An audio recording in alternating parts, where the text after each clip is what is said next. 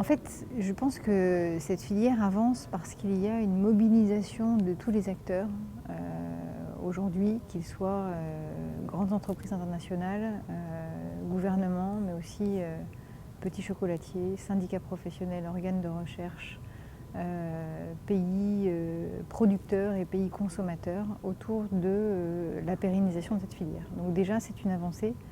Le fait aussi que des actions collectives soient conduites et qu'on ne soit plus sur des actions qui sont menées par chacun. Donc chacun fait un petit pas, mais quand ce petit pas est fait collectivement par tous, c'est beaucoup plus puissant. Donc ça déjà, je pense que c'est une avancée importante et fondamentale même dans la réussite, dans la réussite et dans les solutions qui se profilent par rapport aux défis de cette filière. Parmi les initiatives qui ont été mises en place, celle de redonner aux planteurs une place importante sur les chocolats qui sont consommés est quelque chose d'important, et quelque chose qui, je pense, aussi est de nature à faire progresser cette filière.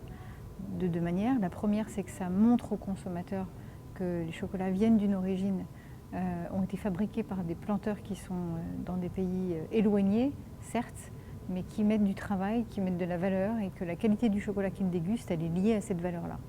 Ça, c'est le côté consommateur. Et côté producteur ou planteur, c'est aussi une manière de valoriser leur travail à eux, puisqu'il est exprimé et on valorise l'origine, ce qu'ils ont fait, ce qu'ils ont produit dans un chocolat qui est très apprécié, voire qui peut être exporté, parce que la France a des savoir-faire sur la fabrication du chocolat qui sont reconnus à l'international et qui peuvent, dans l'absolu, devraient arroser le monde. Les principaux axes de progrès sont sans doute aussi une meilleure connaissance et un meilleur partage des connaissances au sein des acteurs de cette filière. C'est une filière qui est complexe, on l'a dit, parce qu'il y a de très nombreux acteurs. 800 000 planteurs, c'est déjà considérable. Il y a moins d'entreprises, mais il y en a quand même encore beaucoup. Il y a des organisations étatiques, para-étatiques. Il y a beaucoup de monde qui s'intéresse à cette filière, qui ont envie chacun d'apporter leur pierre à l'édifice de la pérennisation de cette filière. Et les faire travailler ensemble, c'est un enjeu, l'enjeu du collectif, l'enjeu du bien collectif. C'est toujours plus difficile d'avancer à plusieurs, c'est toujours plus long, mais c'est plus fort.